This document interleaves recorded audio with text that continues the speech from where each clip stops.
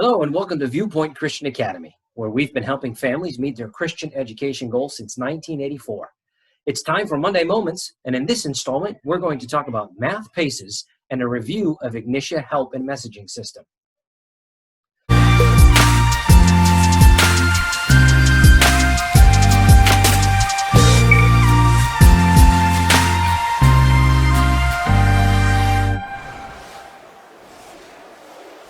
So let's talk about math paces for a minute. Math paces are great, and they work quite well. I have here a sample of a math pace with me, but there's one thing about math paces that can be a little difficult. Now, a lot of people think math is like the worst subject ever. I always tell my students math is the most blessed of all subjects, but sometimes math can be a daunting task. And there are times in the paces when it becomes a little overwhelming. For example, I'm going to share with you some pages in this math pace, and I just want to look at, real quickly, the amount of work that is in these. For instance, I'm looking at one page here. It's triple figure addition, and there are about 20 on the page. Now, for an adult like myself, okay, that's not too bad. But sometimes for some students, that can be a little overwhelming. I'm looking at another page here where it's triple and double figures. Add and carry, or perhaps it's a full page of borrow and subtract, or some different items like that. Well, here's what you need to be able to do. Now, sometimes it's a little overwhelming and it's a little much, and so some students can be kind of frustrated by it, and it might be overwhelming. Now, there are some students where they can just boom, they can fly through that because they're math whizzes. They can do it just like that. They can get it over and done with, no problem whatsoever. But there are some students where they're a little bit slower, and it might take them hours to do something like that. So here's what you do for them.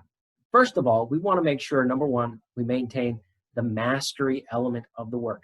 We want to make sure that they know how to borrow and subtract. We want to make sure that they know how to add and carry. We want to make sure that they know how to do it and they know how to do it correctly. But we don't want to overburden them with needless practice. If the student is showing that they understand the process, then it would be okay to do something like this parent did for this student. If you can see on this page, you'll see that some of the work has been crossed off, not requiring them to do the entire page. Now, why is that? Well, this student understands the process, but it would be a little frustrating for that student to have to do all that work. And so therefore, this student was able to just eliminate some of the problems on the page. Now, you are free to do that with a few parameters. Let me go ahead and discuss some of the parameters that in regards to this math pace and crossing off some issues. So number one, don't do it to a whole page. Now, there are times when a student will be able to skip a page if they are able to demonstrate a mastery and an adeptness and do a whole page in so much time and get it done like that. Then if they can do it within a certain time limit and get no answers incorrect, they can skip a page. Sometimes you'll see that there. But it's okay to do maybe a third or a half at the most of skipping of the problems. And you don't want to do it on checkups. You don't want to do it on self-tests. You don't want to do it on tests. Do not do it on checkups, self-tests, or tests. If you do it on a test, then when you send it in to us to validate, that's going to be an issue because we're going to end up marking some of those wrong. We're not going to tweak the score and everything. So don't do it on tests. Don't do it on self-tests. Don't do it on checkups. All right? Don't do the whole page. If it's a brand new concept that they haven't yet learned, you probably don't want to do it just yet. Like, for instance, if they're just learning the threes times tables, don't go through and cross them off. No, they need to memorize those. They need to know those, right? But if it's something that they know how to do the process, they've done it, they've demonstrated an ability to be able to do it, it's okay to do that. If it's overwhelming for them, if the student is moving slower, but if your student is zipping through, ignore this. But I hope that will be a helpful tip for you. We don't want math to become a frustration and a burden. We want it to be a blessing. If you have more questions about that, just reach out to us. We can talk about it. We have specialists who've been working with PACES for decades and know exactly how to do this, know exactly how to tell whether or not it's the right thing to do for your child. But this is something that might work for you if you're doing PACES. Now, let's switch gears for a minute. Let's talk about Ignitia. We're going to switch over to the screen and show you a couple things about the messaging system and the help button and the help messages that come from the teachers. All right, let's talk about the messaging system in Ignitia real quickly here at the front page. This video does give a brief tutorial of it, but I want you to notice that the message button here has a red dot with a number in it. Anytime you log into Ignitia or see a message appear in this way with a red indicator, it means you have a new message. It is so important that you go there and read all of your messages. Please do that.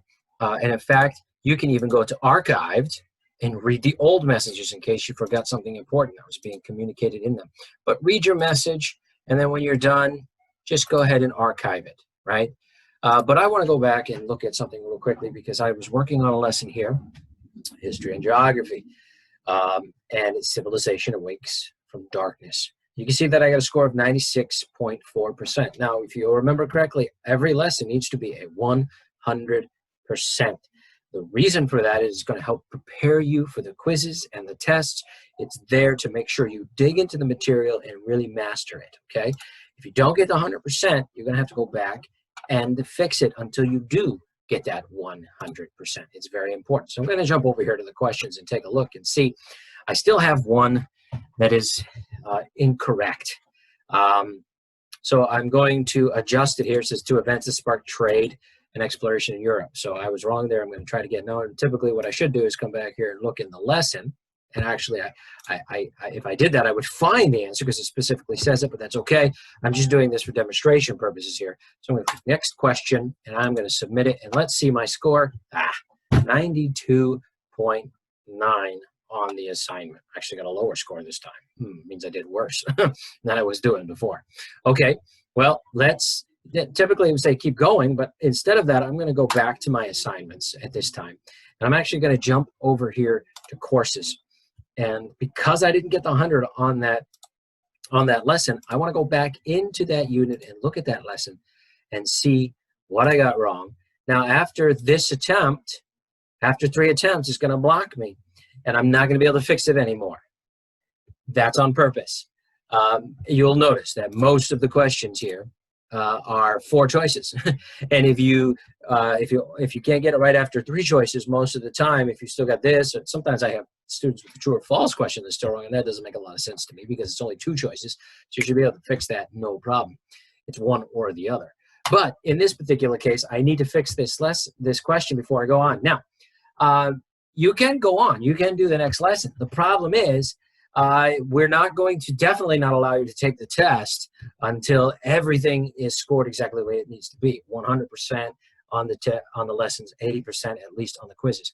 So what you should do, the best thing to do here is to send a help request to get this unblocked. So what would you do? You'd click here, ask for help, and type a note, say, please unblock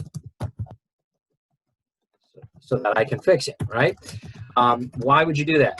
Well, eventually, the teachers will notice, oh, this is not 100%, and they'll go through it, and they'll unblock it for you. But it will take time for that to happen.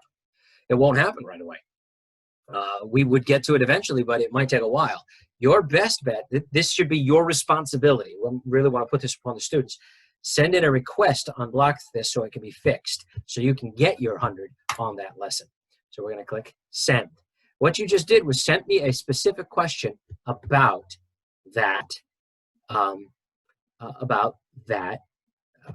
question. You sent me a request to help for that question.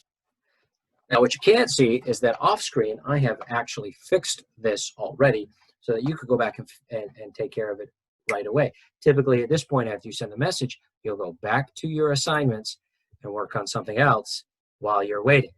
However, you'll notice down here at history and geography, that same lesson, oh, it showed back up again. That means that I have already taken care of it and assigned it back. So I'm going to click back on that. I'm going to go over to my question, and I'm going to look. It is now free, but I want you to notice here, see this red button down here at the Ask for Help. That red indicates that the teacher sent you a message. You should always, always, always read that. Sometimes the teacher will give you special help. Sometimes they might even give you the answer. Sometimes students ignore those, and we have given them the answer, and they keep going back and forth and say, can you please unblock this? Can you please unblock this? But we have already given them the answer to help them, or given them a key to find the answer. And so notice here that the supervisor sent a note, said, please see the red note in the lesson. So if I go back to the reading section, I will now notice, oh, there is a note. I can click on the note. It says this paragraph lists the events you were looking for here. So if I look at this paragraph, it says the Crusades and Journeys of the Poles greatly increased interest in travel and the desire for Eastern luxuries. So if I go back to the question, what two events sparked trade and exploration in Europe? It would be the Crusades and the Journey of the Polos. Now I can submit that answer, and I had that help, and can say, turn it in. Yes, yay, now I got my 100. Now I want you also to notice up here in message that you actually got a copy of that help note here. Please see the red note in the lesson, and a direct link in this line right here. You can click that link and it will bring you exactly to that question and pop up the note. So I want to make sure that you're aware of those things. Please take advantage of the help buttons and advantage of the messages that are coming back.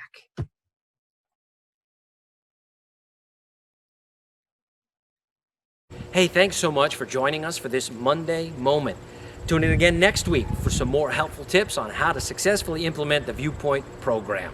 If you liked this video and it was a help, give us a thumbs up. If you haven't already, please hit the subscribe button so you don't miss any of our good content. Take care. God bless.